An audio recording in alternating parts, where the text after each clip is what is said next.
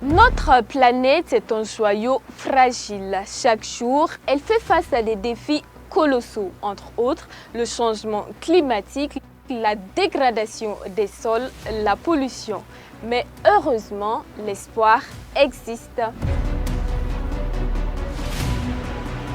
Bienvenue sur Faso Green TV, votre fenêtre ouverte sur un monde plus vert. Nous sommes une web télé dédiée à l'environnement et au développement durable. Notre mission, vous informer, vous sensibiliser et vous inspirer.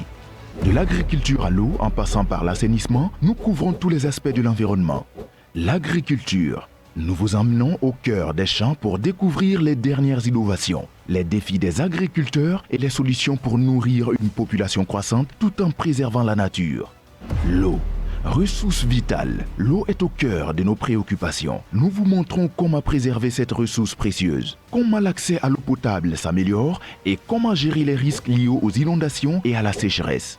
L'assainissement, un enjeu majeur pour la santé publique. Nous vous présentons les initiatives qui visent à améliorer les conditions d'hygiène et à protéger notre environnement. Nos journalistes passionnés partent à la rencontre des acteurs du terrain, agriculteurs, chercheurs, associations, décideurs politiques. Ils décryptent pour vous les enjeux, les solutions et les avancées en matière d'environnement. Chez Faso Green TV, nous croyons en un avenir meilleur, un avenir où l'homme vit en parfaite harmonie avec la nature.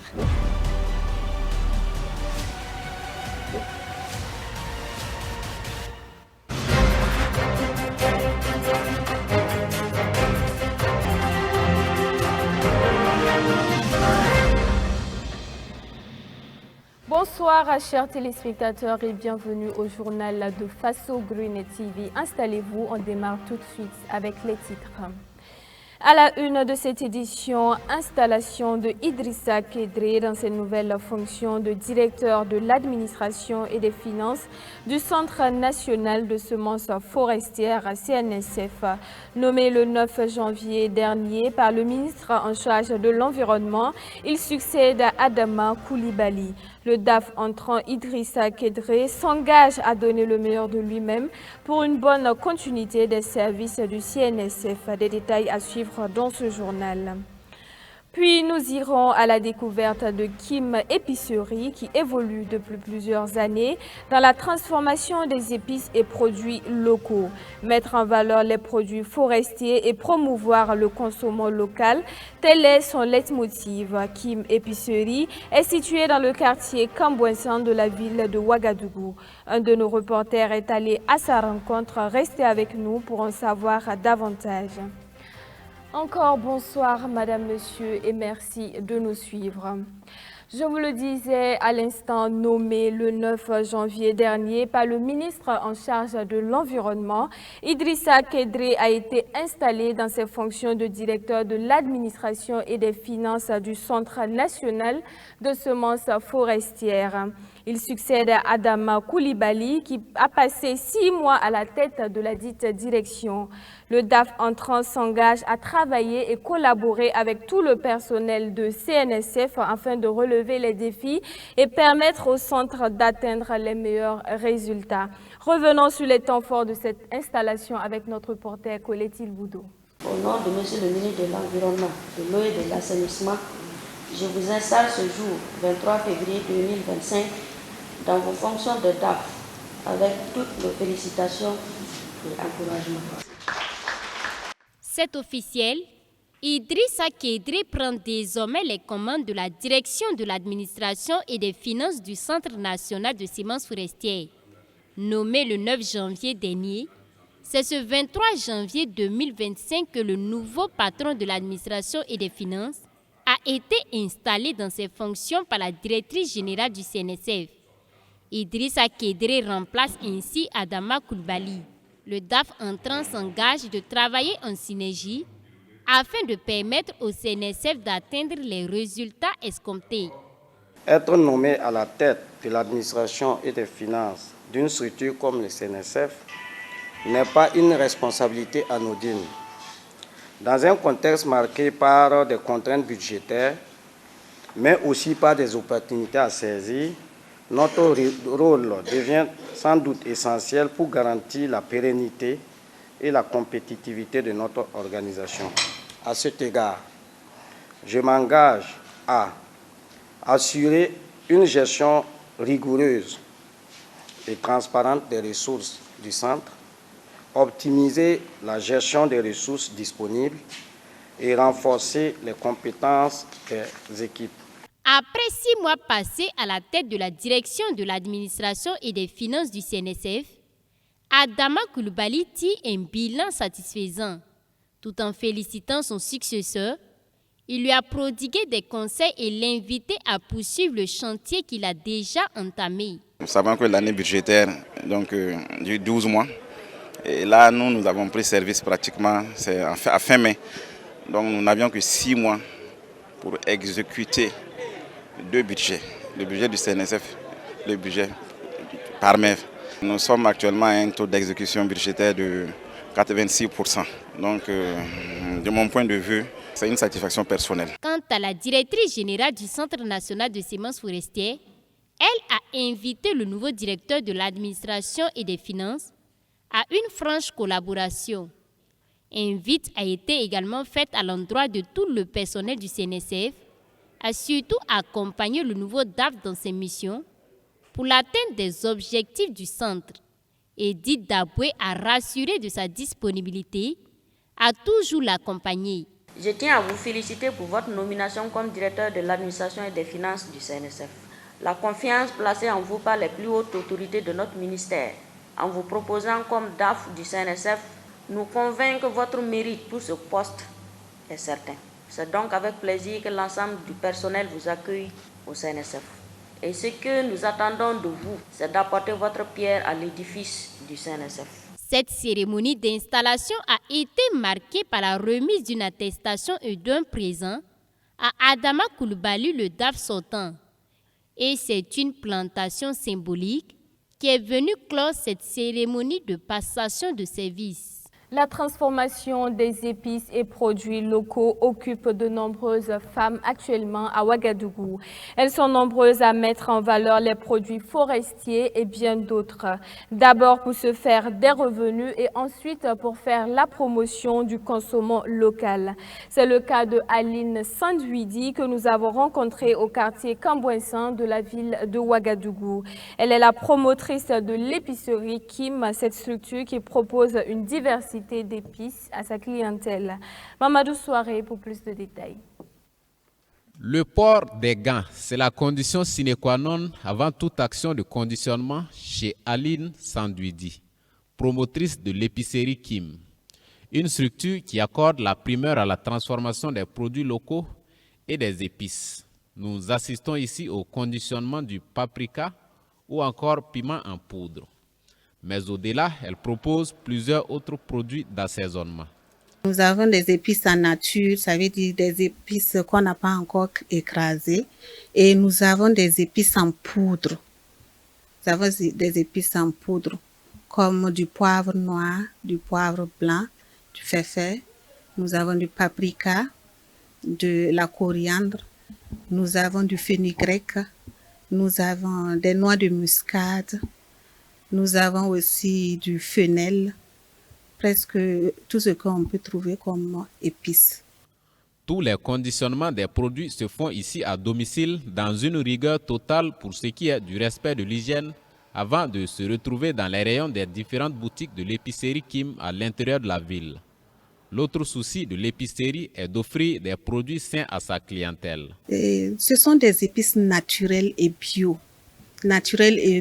Et nous sommes rigoureux sur la qualité de nos produits et aussi sur la propriété.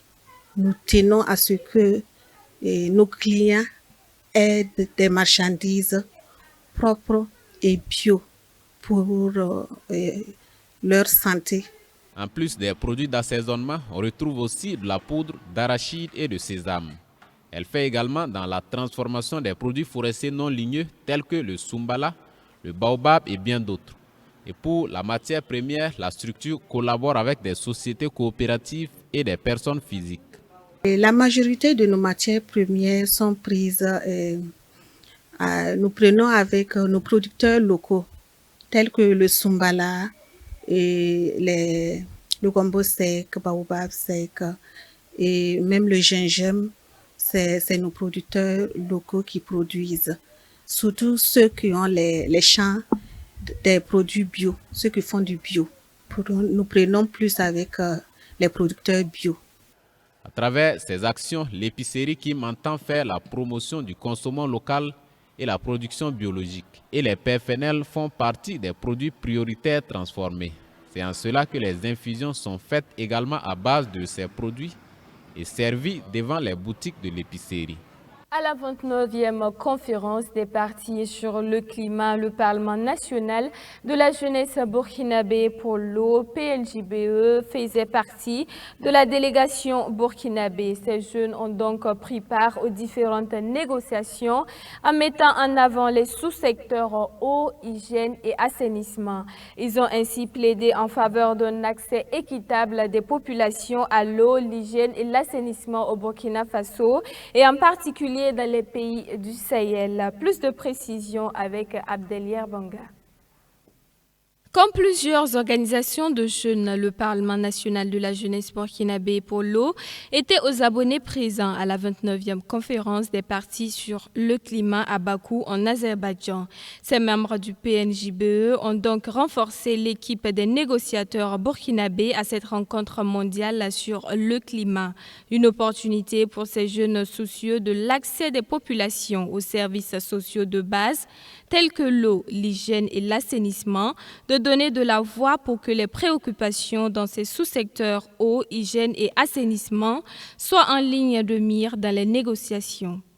Nous sommes là, c'est déjà une opportunité, déjà que nos décideurs nous permettent de participer vraiment à cette COP et nous sommes au premier rang en fait, des négociations parce que dans toutes les salles de négociation où vous rentrez, il y a au moins des jeunes qui sont représentés. Et nous sommes à cette COP, nous avons eu l'occasion de faire une déclaration lors des négociations, notamment sur les questions liées au PMA, pour relever nos préoccupations et également faire comprendre également la position de notre pays, le Burkina Faso, pour soutenir davantage en fait, des initiatives dans ce sens-là. Et on est là également pour veiller que la préoccupation des questions qui sont liées au secteur de l'eau sont prises en compte dans les priorités des négociations sur le taux. Cette COP fut pour le PNJBE l'occasion de défendre les intérêts du Burkina Faso en matière d'accès à l'eau. Même si René Baïli a trouvé les résultats de la première semaine mitigés, il souhaite que les résultats globaux aient un écho favorable au Burkina. C'est mitigé en termes de résultats parce que surtout pour les cas d'adaptation, les partis n'arrivent pas à s'entendre sur des positions. Donc parfois on envoie en fait un certain nombre d'agendas à la prochaine session des organes subsidiaires ou bien à la prochaine COP au niveau de Belém.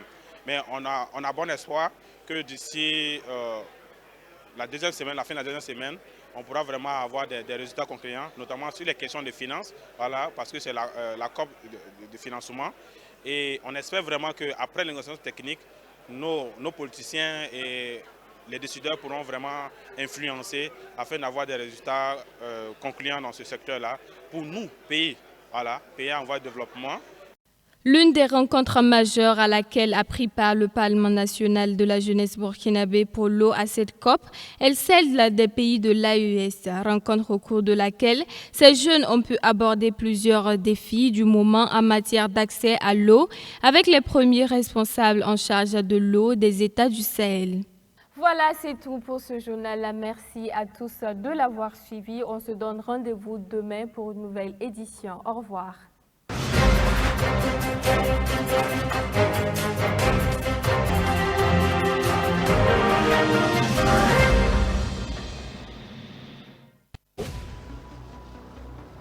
Notre planète est un joyau fragile. Chaque jour, elle fait face à des défis colossaux, entre autres le changement climatique, la dégradation des sols, la pollution. Mais heureusement, l'espoir existe. Bienvenue sur Faso Green TV, votre fenêtre ouverte sur un monde plus vert. Nous sommes une web télé dédiée à l'environnement et au développement durable. Notre mission, vous informer, vous sensibiliser et vous inspirer. De l'agriculture à l'eau, en passant par l'assainissement, nous couvrons tous les aspects de l'environnement. L'agriculture, Nous vous emmenons au cœur des champs pour découvrir les dernières innovations, les défis des agriculteurs et les solutions pour nourrir une population croissante tout en préservant la nature. L'eau. Ressource vitale, l'eau est au cœur de nos préoccupations. Nous vous montrons comment préserver cette ressource précieuse, comment l'accès à l'eau potable s'améliore et comment gérer les risques liés aux inondations et à la sécheresse. L'assainissement, un enjeu majeur pour la santé publique. Nous vous présentons les initiatives qui visent à améliorer les conditions d'hygiène et à protéger notre environnement. Nos journalistes passionnés partent à la rencontre des acteurs du terrain, agriculteurs, chercheurs, associations, décideurs politiques. Ils décryptent pour vous les enjeux, les solutions et les avancées en matière d'environnement. Chez Faso Green TV, nous croyons en un avenir meilleur, un avenir où l'homme vit en parfaite harmonie avec la nature.